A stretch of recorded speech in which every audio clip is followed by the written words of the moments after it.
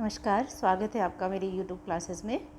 आज हम बात करने वाले हैं मनोविज्ञान के कुछ मोस्ट इम्पोर्टेंट क्वेश्चंस के बारे में, जो कि प्रीवियस ईयर के पेपर में पूछे गए हैं। हिमाचल प्रदेश में जो टेट के एग्ज़ाम रहते हैं आपके टीजीटी आर्ट्स को लेकर मैं ये आपके पास सीरीज़ लेकर आई हूँ। ये आपके किसी भी टेट के एग्ज़ाम के लिए इम्पोर्टेंट रहेंगे, क्योंकि घूम फिर कर सभी क्वेश्चन रोटेट होकर आते हैं। जैसे कभी टीजीटी आर्ट्स में आ गया, कभी नॉन मेडिकल में आ गया, तो ये चीज़ें यहाँ पर रहती है। कभी जेबीटी में आ गया, तो ये चीज़ें थोड़ा सा प्रीवियस ईयर के पेपर्स को देखना ज़रूरी हो जाता है। तो आज हम डिस्कस करने वाले हैं मनोविज्ञान के कुछ 30 क्वेश्चंस। इनको लेकर मैं आपके सामने प्रस्तुत हुई हूँ। देखिए, सबसे पहला क्वेश्चन यहाँ पर क्या कहता है, the oldest method in psychology is, यानी मनोविज्ञान में सबसे पुरानी विधि कौन सी है। तो याद रखिएगा, मनोविज्ञान में सबसे पुरानी विधि मानी जाती है कौन सी, आत्मनिरीक्षण की विधि मानी जाती है। नेक्स्ट क्वेश्चन क्या कहता है कि मनोविज्ञान की प्रथम पुस्तक किसके द्वारा लिखी गई थी। मोस्ट इंपॉर्टेंट क्वेश्चन रहते हैं ये वाले। मनोविज्ञान की प्रथम पुस्तक जो थी वो आपकी किसके द्वारा लिखी गई थी बच्चे, विलियम जेम्स के द्वारा लिखी गई थी। नेक्स्ट क्वेश्चन है, आनुवंशिकता के असली वाहक कौन होते हैं, यानी कि the real carrier of heredity are, यानी कि जो ले जाने वाले कौन होते हैं। असली वाहक का मतलब होता है ले जाने वाला कौन होता है, तो यानी कि गुणसूत्र होते हैं, जीन्स होते हैं, कोशिका का केंद्रक होता है, या फिर एक्स और वाई गुणसूत्र होते हैं। तो यहाँ पर जो हमारा राइट आंसर बनेगा वो होता है आपका जीन्स।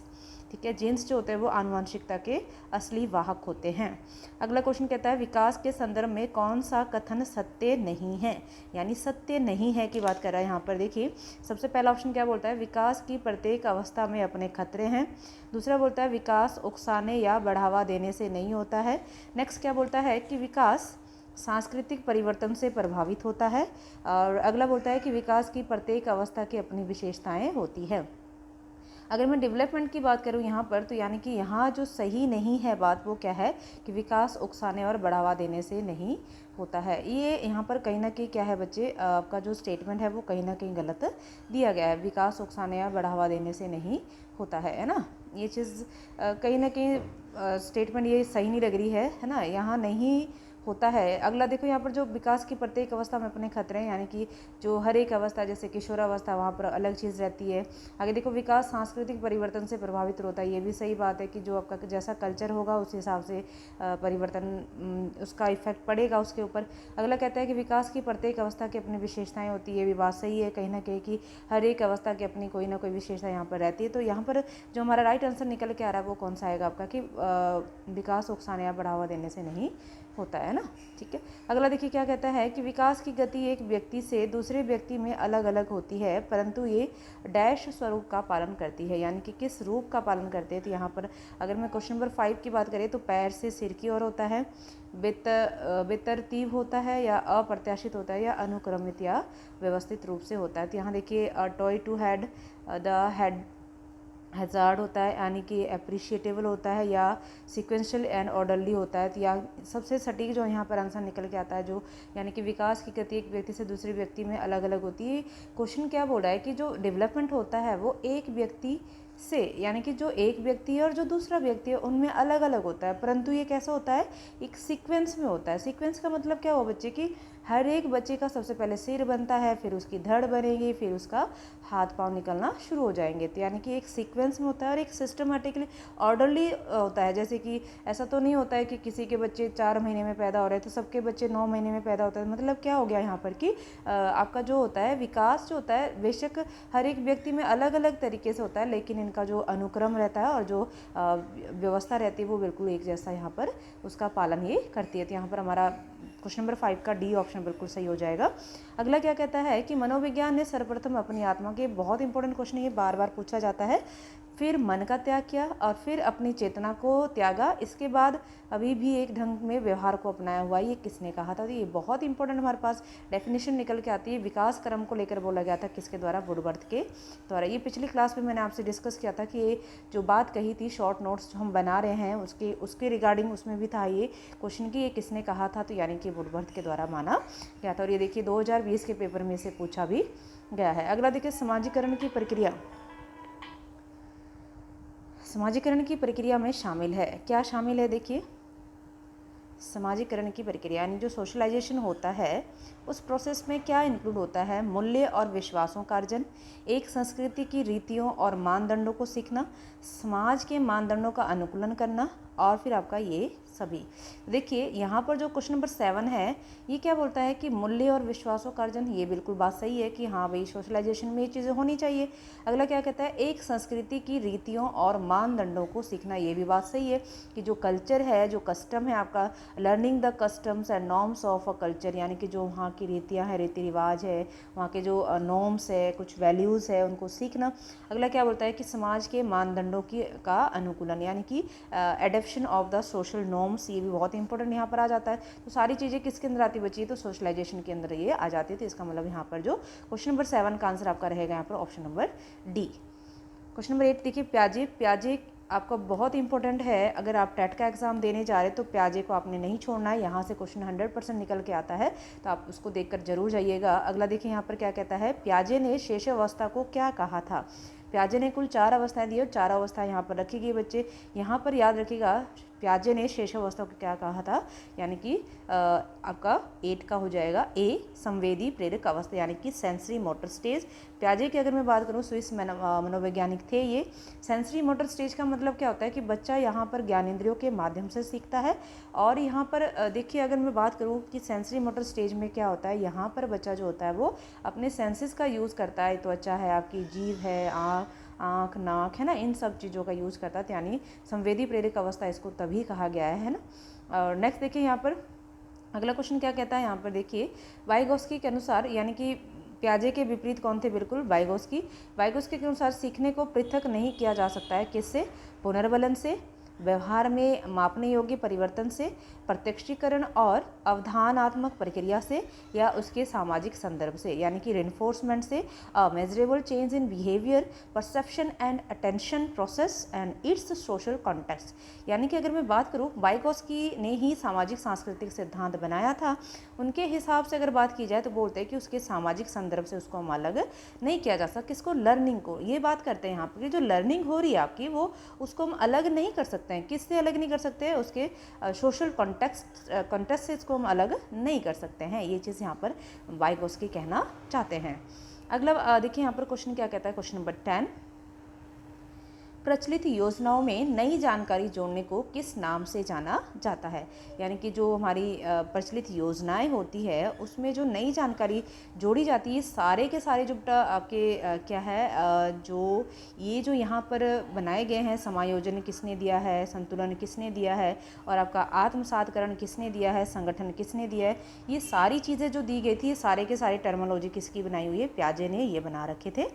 प्याजे बात करते हैं, थोड़ा सा मैं आपको एक्सप्लेन करना चाहूँगी। यहाँ पर देखिए प्याजे बात करते हैं हमारे पास स्कीमा की, कि स्कीमा क्या होता है, ठीक है।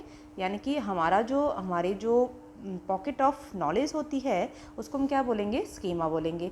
यानी कि जो हमारे दिमाग में जो स्टोरेज होता है किसी भी नॉलेज को लेकर, उसको स्कीमा कहा जाता है। फिर ये बात करते हैं कि स्कीम्स क्या होता है। अगर मैं स्कीम्स बोलूँ यहाँ पर कि स्कीम्स क्या है इनके हिसाब से, तो स्कीम्स क्या होता है? छोटे छोटे जो पार्ट्स होते हैं नॉलेज के, उसको हम क्या बोलते हैं? आपका स्कीम्स कहते हैं। यानी स्कीमा के अंदर क्या होता है? आपका स्कीम्स रहता है। इसी स्कीम्स के अंदर ये क्या बात करते हैं? एडेप्टेशन की बात करते हैं, एकोमोडेशन की बात करते हैं, इक्विलिब्रियम की बात करते हैं, और ऑर्गेनाइजेशन की बात यहाँ पर ये करते हैं। देखिए अगर मैं यहाँ पर इस क्वेश्चन के हिसाब से चलूँ तो अगर ये बोलते हैं कि नई जानकारी जोड़ना को किस नाम से जाना जाता है, तो यानी एसिमुलेशन को हम क्या कहते हैं? आत्मसात करना। यानी कि पुराने ज्ञान के साथ नए ज्ञान को जोड़ना हम क्या कहते हैं बच्चे? तो उसको हम एसिमुलेशन कहते हैं। इन्होंने एक प्रोसेस बताया था कि सीखने का एक प्रोसेस होता है। सबसे पहले क्या होता है? एसिमुलेशन होता है। एसिमुलेशन होता है, ठीक है। यानी कि आप रखना, ये ऐड करने से, इसको याद रखना है, ऐड करना कोई चीज़, उसको हम क्या बोलते हैं? एसिमुलेशन बोलते हैं। फिर देखिए कोई भी हमारे पास नॉलेज होती है उसमें हम क्या स्थापित करते हैं? उसमें संतुलन बनाते हैं हम लोग, यानी इक्विलिब्रेशन बनाते हैं उसमें। फिर संतुलन के बाद क्या होता है? कोई नई सिचुएशन क्रिएट हो जाती है। न्यू सिचुएशन जब आती है तो नई सिचुएशन के बाद क्या होता है कि जो हमारा इक्विलिब्रियम बना होता है, यानी जो संतुलन बना होता है, वो क्या हो जाता है? डिसबैलेंस हो जाता है यानी कि असंतुलन की स्थिति पैदा हो जाती है, उसके बाद हम क्या करते हैं, उसको एकोमोडेट करते हैं। एकोमोडेट का मतलब क्या होता है, उसको मॉडिफाई करते हैं। ये जो आपका ऑप्शन नंबर ए है ना, यहाँ पर उसको क्या किया जाता है, फिर एकोमोडेट किया जाता है। यानी कि एकोमोडेशन का मतलब यहाँ पर क्या हो जाएगा बच्चे, उसको मॉडिफाई करना, यानी कि उसमें सुधार लाना। और जब हम उसको मॉडिफाई कर लेते हैं फिर हम उसको दोबारा से किस में ले जाते हैं, आपका एसिमुलेशन में ले जाते हैं। यानी कि सारी की सारी जो प्रोसेस होती है वो कहाँ होती है, आपकी स्कीमा के अंदर ये सारी की सारी प्रोसेस आपकी चलती है। तो ये अकॉर्डिंग टू प्याजे है। यहाँ पर प्याजे क्या बात करते हैं, स्कीमा के अंदर हमारा क्या होता रहता है, हमारे पास यहाँ पर यानी कि एक बैलेंस बनता रहता है, साम्य धारण जिसको बोलते हैं, संतुलन की स्थिति होती है। और आत्मसातकरण होता है, सबसे पहला स्टेप जो होता है आत्मसात होता है। क्योंकि कोई भी हमारे पास जो नई जानकारी होती है उसको हम क्या करते हैं, उसके अंदर ही हमारा क्या होता है, ऐड करते हैं नई नई चीज़ों को। जब ऐड की जाती है तो उसमें हम बैलेंस बनाना शुरू कर देते हैं। बैलेंस बनाने के बाद कोई अगर नई चीज़ आ गई तो उसमें फिर दोबारा से डिसबैलेंस हो जाता है वो, और फिर हम क्या करते हैं, एकोमोडेट करते हैं। एकोमोडेट मतलब कि उसको हम फिर से मॉडिफाई करते हैं। तो ये सारी चीज़ें, ये टर्मोलॉजी सारी की सारी किसने बताई थी बच्चे, तो याद रखिएगा ये अकॉर्डिंग टू प्याजे यहाँ पर कहा गया था। अगला क्वेश्चन देखिए क्या कहता है, क्वेश्चन नंबर 11 कि बाल केंद्रित शिक्षा का समर्थन किस विचारधारा द्वारा किया गया था। एरिक एरिक्सन ने किया था, या फिर चार्ल्स डार्विन ने किया था, बीएफ स्किनर ने किया था, या फिर जॉन डीवी ने यहाँ पर किया था। क्वेश्चन नंबर 11 की बात करें तो जॉन डीवी ने सबसे पहले बात की थी किसकी, बाल केंद्रित यानी कि चाइल्ड सेंटर्ड एजुकेशन की बात कौन करते हैं यहाँ पर, तो जॉन डीवी यहाँ पर ये बात करते हैं। नेक्स्ट क्वेश्चन देखिए क्या कहता है, गेट्स के अनुसार अनुभव द्वारा व्यवहार में परिवर्तन ही डैश है।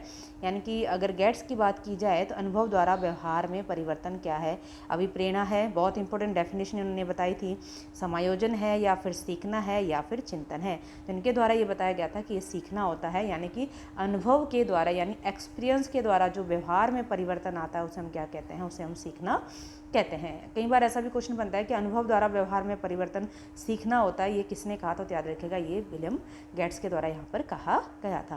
नेक्स्ट क्वेश्चन देखिए क्या कहता है, क्वेश्चन नंबर 13 कौन सा बुद्धि का सिद्धांत हार्वर्ड गार्डनर के द्वारा दिया गया था। बुद्धि वाला चैप्टर भी आप नहीं छोड़ेंगे क्योंकि बुद्धि से बहुत इंपॉर्टेंट क्वेश्चन निकल के आ जाते हैं, और आपका लर्निंग वाला जो चैप्टर है इनसे बहुत सारे क्वेश्चन आपके निकल के आ जाते हैं, तो इनको आपको थोड़ा सा ध्यान में रखना होगा। देखिए कौन सा बुद्धि का सिद्धांत हार्वर्ड गार्डनर के द्वारा दिया गया था, एक कारक सिद्धांत बिल्कुल नहीं, द्विकारक सिद्धांत ये भी नहीं दिया गया था, समूह कारक सिद्धांत ये भी नहीं दिया गया था, बहु बुद्धि सिद्धांत इन्होंने दिया था किन्होंने, आपका तो हार्वर्ड गार्डनर के द्वारा कौन सा दिया गया था, मल्टीपल इंटेलिजेंस थ्योरी इन्होंने बनाई थी। अगर मैं 2 फैक्टर थ्योरी की बात करूँ तो स्पीयरमैन के द्वारा दी गई थी, 1 फैक्टर थ्योरी की बात करें तो अल्फ्रेड बिने के द्वारा दी गई थी, और ग्रुप फैक्टर थ्योरी की बात करें बच्चे यहाँ पर तो ग्रुप फैक्टर आपका यानी कि बहुकारक सिद्धांत किसके द्वारा बनाया गया था, थॉर्नडाइक के द्वारा ये बनाया गया था। कई बार उनके बालू का सिद्धांत भी उनके सिद्धांत को कहा गया है। अगला देखिए यहाँ पर कि बुद्धि का स्पीयरमैन द्वारा परिभाषित जो था वो उन्होंने 2 कारक उसमें बनाए थे द्विकारक सिद्धांत के अंदर, जी कारक और आपका एस कारक। यानी कि इन्होंने यहाँ पर बोला है कि जो जी कारक है इसका क्या मतलब होता है, आनुवांशिक बुद्धि होता है, उत्पादित बुद्धि होता है, या सामान्य बुद्धि होता है, या फिर आपका वैश्विक बुद्धि होता है। देखिए कितना आसान इन्होंने बनाया कि जो आपका जी कारक का मतलब क्या होता है यहाँ पर, तो जनरल इंटेलिजेंस यहाँ पर लिया जा सकता है। तो यानी कि यहाँ पर जो आपका 14 क्वेश्चन है उसका सी ऑप्शन बिल्कुल सही हो जाएगा, क्योंकि उन्होंने 2 कारक बनाए थे, जी कारक और आपका एस कारक। जी का मतलब होता है जनरल और एस का मतलब होता है जो स्पेसिफिक होता है, यानी कि विशिष्ट बुद्धि की यहाँ पर ये बात करते हैं। बाद में इन्होंने जी कारक और जोड़ा था, जी मतलब कि एक समूह कारक इन्होंने जोड़ा था बीच में, तो ये इन्होंने त्रिकारक के सिद्धांत भी इन्होंने बनाया था बुद्धि को लेकर। अगला क्वेश्चन देखिए क्या कहता है, एक 5 वर्षीय बालक की मानसिक आयु 6 वर्ष है तो उसकी बुद्धि लब्धि क्या होगी। बहुत इंपॉर्टेंट क्वेश्चन आता है बच्चे, क्यों, क्योंकि यहाँ पर देखिए एक बालक है जिसकी आयु कितनी, अपनी आयु कितनी, उसकी 5 वर्ष है, लेकिन उसकी जो मेंटल आयु वो कितनी है, 6 वर्ष है, तो उसकी बुद्धि लब्धि उसका IQ कितना होगा ये हमें पता करना होगा। तो सबसे पहले अगर मैं बात करूँ यहाँ पर फॉर्मूला क्या निकल के आता है इसका, तो याद रखिएगा अगर IQ की बात करें तो इसका फॉर्मूला क्या होता है, यहाँ पर देखिए IQ, देखिए इसका जो फॉर्मूला बनता है वो है आपका MA/CA × 100, यानी कि MA का मतलब क्या होता है, मेंटल एज अपॉन यानी जो उसकी रियल आयु है उसका × 100 से इसको मल्टीप्लाई करना होगा। देखिए कैसे बनेगा, इसकी जो मानसिक आयु दी गई वो कितनी है बच्चे, यानी कि बालक की मानसिक आयु 5 वर्ष का है, ठीक है, उसकी जो मानसिक आयु है वो कितनी है, सॉरी 1 मिनट, 5, यानी कि मानसिक जो उसकी बालक की अपनी एज है वो CA में चला जाएगा 5, ऊपर आ जाएगा आपका 6 इंटू क्या हो जाएगा आपका 100, 5 से जब इसको कट करेंगे तो 20 और 6 2 जब कितना हो जाएगा 1, यानी 26 ज़ 120, यानी कि उसकी जो भी IQ है वो कितना आपका, तो उसका 120 यहाँ पर IQ। यहाँ से भी 100% क्वेश्चन आता है, तो इसको आप जरूर फॉर्मूला ध्यान रखें, MA/CA × 100 इसका फॉर्मूला बनता है यहाँ पर। MA का मतलब जो मेंटल एज है उसकी, वो है ना। क्वेश्चन नंबर 16 देखिए क्या कहता है कि बालक की मानसिक आयु व शारीरिक आयु दोनों कितनी है, 7 वर्ष है। तो वो किस वर्ग में आएगा, वो दोनों बराबर है, मतलब उसका जो मेंटल एज है और जो उसकी चल रही आयु है वो भी बराबर है, यानी लगभग दोनों उतना ही काम करता है। तो यानी कि यहाँ पर हमारा जो बनेगा वो आता है आपका नॉर्मल में आ जाएगा। नॉर्मल इंटेलिजेंस है, सामान्य बुद्धि जिसको हम कहते हैं 90 है ना, 90 का IQ है वो उसका, तो उसको हम क्या बोलते हैं, सामान्य बुद्धि में उसको रखते हैं। तो यहाँ पर बी ऑप्शन बिल्कुल सही हो जाएगा। अगला देखिए कि निम्नलिखित में से क्या एक प्रतिभाशाली शिक्षार्थियों की विशेषता है, यानी कि जो आपके जीनियस होते हैं उनकी क्या विशेषता रहती है यहाँ पर। वह आक्रामक और निराश हो जाता है। यदि कक्षा की गतिविधियां पर्याप्त रूप से चुनौतीपूर्ण नहीं होती तो वह कम उत्तेजित महसूस कर सकता है और ऊब सकता है। वह अत्यधिक क्या होता है, तेज मिजाज होता है। वह कर्मकांडी व्यवहार में संलग्न है, जैसे हाथ फड़फड़ाना और पीछे हिलना आदि। तो यहाँ पर क्वेश्चन नंबर 17 की अगर मैं बात करूँ तो यहाँ पर बिल्कुल सही आंसर आपका क्या हो जाएगा बच्चे, बी। यदि कक्षा की गतिविधियां पर्याप्त रूप से चुनौतीपूर्ण नहीं होती तो वो क्या हो जाता है, कम उत्तेजित महसूस करता है और वो थोड़ा सा बोर भी हो सकता है। कैसे, he can feel under stimulated and bored if the class activities are not challenging enough, है ना। मतलब उसके हिसाब से उसको क्लासेस मिलनी चाहिए, तभी वो उसमें अच्छे से वर्क कर पाएगा। क्वेश्चन नंबर 18 देखो क्या कहता है यहाँ पर। कथानक संप्रत्यय परीक्षण यानी कि TAT की बात कर रहे हैं यहाँ पर। TAT परीक्षण एक जो प्रक्षेपी तकनीक है जिसका उपयोग डैश के मापन के लिए किया जाता है। ये भी बहुत इंपॉर्टेंट मेथड्स होते हैं, जैसे CAT क्या होता है, TAT क्या होता है, ये सारे इसकी जो फुल फॉर्म है वो आपका थीमेटिक एप्रिशिएटिव टेस्ट है ये। तो ये किससे संबंधित है, क्या ये पर्सनैलिटी का टेस्ट करता है, क्या ये इंटेलिजेंस का टेस्ट करता है, क्या ये क्रिएटिविटी का टेस्ट करता है, या फिर ये स्ट्रेस का टेस्ट करता है। तो याद रखिएगा जो आपका ये TAT जो परीक्षण है वो किससे जुड़ा हुआ चाहिए, आपका व्यक्तित्व से जुड़ा हुआ, यानी कि आपका पर्सनैलिटी से जुड़ा हुआ माना जाता है। नेक्स्ट क्वेश्चन देखिए क्या कहता है, क्वेश्चन नंबर 19।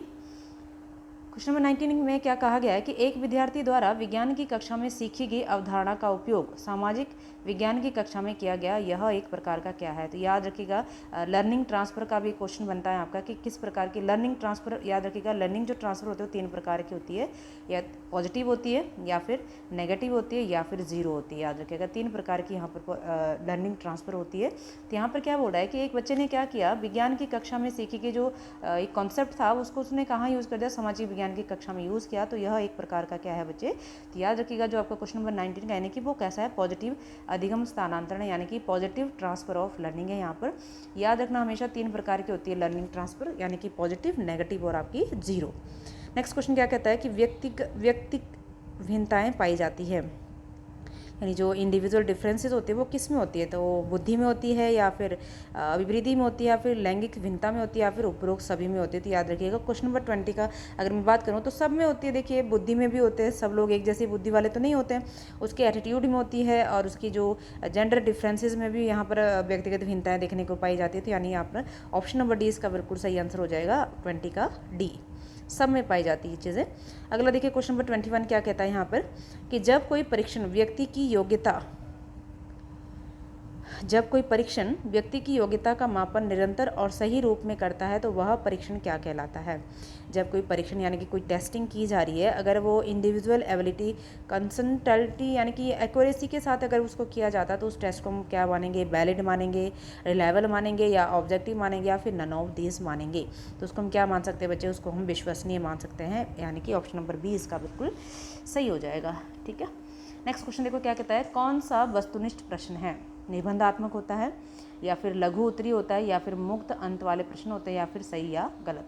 इतना टफ भी नहीं आता, थोड़ा सा आपने बस एक ऊपर का आपको लेआउट पता होना चाहिए कि क्या चीज़ें, कुछ अपनी अंडरस्टैंडिंग को लेकर भी यहाँ पर क्वेश्चन रखे जा सकते हैं। तो यहाँ पर याद रखिएगा जो वस्तुनिष्ठ होते हैं वो क्या होते हैं, सही और गलत वाले होते हैं, बस जिसमें सही और गलत बताना है ना। जैसे हिमाचल प्रदेश की राजधानी शिमला है, भारत की राजधानी दिल्ली है, सही है या गलत है, ये चीज़ यहाँ पर हमें रखनी होती है। ठीक है, नेक्स्ट क्वेश्चन देखिए 23 क्या कहता है, विशेष आवश्यकता वाले जो चाइल्ड होते हैं, जिनको स्पेशल नीड होती है वाले बच्चों की शिक्षा को प्रदान की जानी चाहिए कहाँ, अन्य सामान्य बालकों के साथ, विशेष स्कूल में विशेष बच्चों के लिए विकसित विधियों द्वारा, या विशेष विद्यालयों में, या फिर विशेष स्कूलों में विशेष शिक्षकों द्वारा। तो याद रखिए जो हमारी जो विशेष जो शिक्षा होती है आपकी, वो कहाँ दी जानी चाहिए, किस प्रकार से दी जानी चाहिए। तो यानी कि अगर मैं बात करूँ समावेशी शिक्षा वाला टॉपिक, अगर आप सभी ने देखा होगा तो समावेशी जो शिक्षा होती है वो यही कहती है कि सभी को समान और इक्वलिटी के साथ बात करता है कि सामान्य बच्चों के साथ ही उनको शिक्षा दी जानी चाहिए। तो यहाँ पर ए ऑप्शन बिल्कुल सही हो जाएगा, क्वेश्चन नंबर 23 का ए।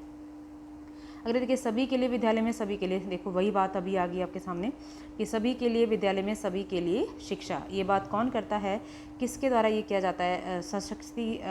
संशक्तिशील शिक्षा है, समावेशी शिक्षा है, सहयोगात्मक शिक्षा या फिर पृथक शिक्षा है। तो या अभी मैंने आपके साथ ये डिस्कस किया, ये आपका कैसे शिक्षा बनती है बच्चे, समावेशी शिक्षा, यानी कि सभी के लिए विद्यालय में सभी के लिए शिक्षा, सभी के लिए विद्यालय होनी चाहिए और सभी के लिए भी शिक्षा, यानी कि सभी बच्चे एक साथ ही पढ़े ताकि बच्चा अपने आप को कैसा फील ना करे, थोड़ा सा है ना कमतर फील ना करे, यहाँ पर ये रखा जाता है। और विकार से संबंधित अगला क्वेश्चन देखिए, डिसकैलकुलिया नामक अधिगम किससे संबंधित है आपका, तो डिसकैलकुलिया देखो कैलकुलेशन से संबंधित है, यानी कि गणितीय विकार ये आपका डिसऑर्डर ये माना जा सकता है, मैथमेटिकल डिसऑर्डर इसको हम कह सकते हैं। याद रखिएगा ये जो आपके विकार है ये सारे मैं एक दिन आपको लेकर आऊँगी, ठीक है। तो यानी कि जो आपका डिसलेक्सिया होता है, डिस्प्रैक्सिया होता है, वो सारी चीज़ हम डिस्कस करेंगे यहाँ पर।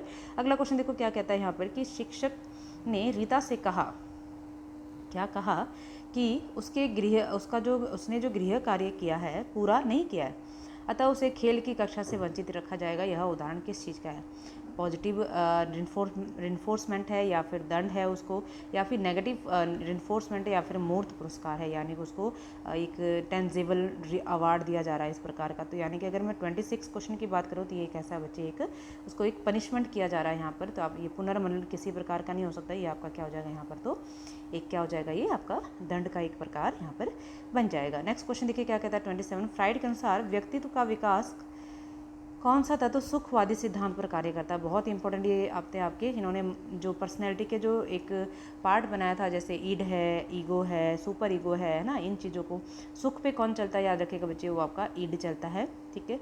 और ईड जो आपका ईगो है वो किस पर चलता है आपका, तो ये रियलिटी बेस्ड होता है, यानी वास्तविकता पर चलता है। और जो आपका सुपर ईगो होता है वो किस पर चलता है, ये नैतिकता वाला होता है, नैतिकतावादी होता है ये वाला, ठीक है, नैतिकता पर चलता है। तीनों चीज़ याद रखना आपने। ये जो इदम होता है ये कैसा होता है, सुखवादी होता है, यानी कि यहाँ पर क्या होता है, जो हमारी दमित इच्छाओं का भंडार गृह हम इसको कहते हैं, किसको, इदम को, ठीक है। और जो अहम होता है वो किस पर चलता है, वास्तविकता पर, रियलिटी पर चलता है आपका अहम। और जो परा अहम होता है वो आपका किस पर चलता है, नैतिकता पर चलता है। तो तीनों चीज़ें बहुत अच्छे से ध्यान रखिएगा कि इदम, अहम और परा अहम का क्या काम यहाँ पर रहता है। नेक्स्ट क्वेश्चन देखिए क्या कहता है यहाँ पर 28, आउट ऑफ द बॉक्स चिंतन किससे संबंधित है। बहुत इंपॉर्टेंट क्वेश्चन है आपका आउट ऑफ द बॉक्स चिंतन। अगर आप देखिए इस क्वेश्चन की अगर मैं बात करूँ तो एक होता है आपका ये चिंतन के सारे प्रकार यहाँ पर देखो, सुसंगत चिंतन होता है, स्मृति आधारित चिंतन होता है, अपसारित चिंतन होता है या फिर अभिसारित चिंतन होता है। तो ये सारे टाइप देखिए, अगर मैं यहाँ पर अपसारित चिंतन की बात करूँ, अपसारी मतलब डाइवर्जेंट। डाइवर्जेंट क्या होता है बच्चे, डाइवर्जेंट का मतलब होता है कि एक क्वेश्चन के विभिन्न दिशाओं के बारे में सोचना, उसको हम क्या बोलते हैं, अपसारी चिंतन बोलते हैं, यानी कि डाइवर्जेंट, उसको हम क्या बोलेंगे, डाइवर्जेंट। यानी कि डाई मतलब विभिन्न दिशाओं में उसको सोचना, उसको हम क्या, यही इसका आंसर भी बनेगा आपका 28 का, कि भाई आउट ऑफ द बॉक्स चिंतन किससे संबंधित है आपका, तो अपसारी चिंतन से संबंधित होता है। क्यों, क्योंकि एक क्वेश्चन के अगर हम बहुत सारे यहाँ पर क्वेश्चन क्रिएट कर देते हैं तो उसको हम क्या बोलते हैं, उसको हम अपसारी चिंतन यहाँ पर कहते हैं। अगर आपसे कभी पूछा जाए कि अभिसारी चिंतन क्या होता है, यानी कन्वर्जन जो आपका चिंतन होता है वो क्या होता है, तो याद रखिएगा जब हम एक क्वेश्चन के बारे में एक ही चीज़ को सोचते हैं उसको हम क्या बोलते हैं, उसको हम क्या बोलते हैं, उसको हम कन्वर्जन थिंकिंग बोलते हैं। यानी कि एक क्वेश्चन का केवल एक ही जवाब देना, जैसे कि बोले कि भाई आपका भारत की राजधानी कहाँ है, दिल्ली है, तो यानी कि एक ही क्वेश्चन का एक ही सटीक आंसर दे रहे हैं आप, उसको हम क्या बोलते हैं, मतलब कन यानी कन को आप कम से रिलेट कर लेना, कम यानी कम सोचना किसी क्वेश्चन के बारे में, उसके बहुत सारे क्वेश्चन ना बनाना, तो उसको हम क्या बोलते हैं, उसको हम अभिसारी चिंतन यहाँ पर कहते हैं। नेक्स्ट क्वेश्चन देखो क्या कहता है, प्रयास और त्रुटि का सिद्धांत किसके द्वारा दिया गया था। इंपॉर्टेंट क्वेश्चन है आपका, तो ये जो बनाया गया था प्रयास और त्रुटि का सिद्धांत, ये किसने बनाया था बच्चे, तो याद रखिएगा इसको बनाया था आपके एडवर्ड ली थॉर्नडाइक ने, है ना, एडवर्ड ली थॉर्नडाइक के द्वारा दिया गया था, ट्रायल एंड एरर, जिन्होंने बिल्ली के ऊपर प्रयोग किया था। अगला देखो, सिद्धांत का नाम बताइए जो समस्या के आकस्मिक समाधान की वकालत करता है। बहुत इंपॉर्टेंट क्वेश्चन ये देखो कि भाई समस्या रख दो और अचानक उसका क्या हो जाएगा, समाधान हो जाएगा। तो ये क्वेश्चन, ये जो आपकी थ्योरी है वो कौन सी आपकी, वो है आपका सोच का सिद्धांत, यानी थ्योरी ऑफ इनसाइट उसको हम कहते हैं। जो कि कोहलर के द्वारा ये बनाई गई थी। गेस्टाल्टवादियों को आपका पता होगा, गेस्टाल्टवादी कौन कौन थे, है ना, वर्दीमर थे, कोहलर थे, कर्ट लेविन थे, कर्ट कोफका थे, है ना, ये सारे यहाँ पर रखे गए थे। यानी सूझ का सिद्धांत क्या कहता है कि भाई अचानक से क्या आएगा, समस्या का हमारे अंदर समाधान निकलेगा, तो उसको हम क्या बोलेंगे यहाँ पर, तो सूझ का सिद्धांत हम उसे नाम देते हैं, है ना। ये थे कुछ मोस्ट इंपॉर्टेंट क्वेश्चंस जो हमने डिस्कस किए हैं मनोविज्ञान के अंदर। लगभग ये 30 क्वेश्चन थे। मैंने प्रयास किया कि थोड़े से हम ऑप्शन को भी यहाँ पर डिस्कस करें। तो याद रखिएगा बच्चों, इनको थोड़ा सा ज़रूर पढ़ते रहिए आप लोग। पुराने क्वेश्चन के साथ आप सारे ऑप्शन को सॉल्व करिएगा, जिससे कि आपका यहाँ पर लगभग 30 में से 30 यानी कि 30 में से आपके 28 यहाँ पर मार्क्स भी बन सकते हैं। चाहे आपका टीजीटी का टेट है, चाहे आपका जेबीटी का टेट है, चाहे आप किसी भी हिमाचल टेट की बात करते हैं, आप पूरे ऑल ओवर इंडिया की बात करें टेट की, तो वहाँ पर साइकोलॉजी जो भी रखी जाती है वो इन्हीं सिद्धांत को लेकर आता है बस। बाकी यहाँ से कुछ ज़्यादा नहीं रहता है टेट के एग्ज़ाम में, तो बेसिक चीज़ें आपको थोड़ी सी पता होनी चाहिए। तो आज के लिए इतना ही। मिलते हैं अगली क्लास में। अगली क्लास में हम बात करेंगे नेक्स्ट थोड़े से अगले इंपॉर्टेंट क्वेश्चन जो आपके अभी टेट के एग्ज़ाम के लिए मोस्ट इंपॉर्टेंट रहेंगे। तो आपको कैसी लगी आज की क्लास, प्लीज़ कमेंट ज़रूर करिएगा। धन्यवाद। Have a nice day.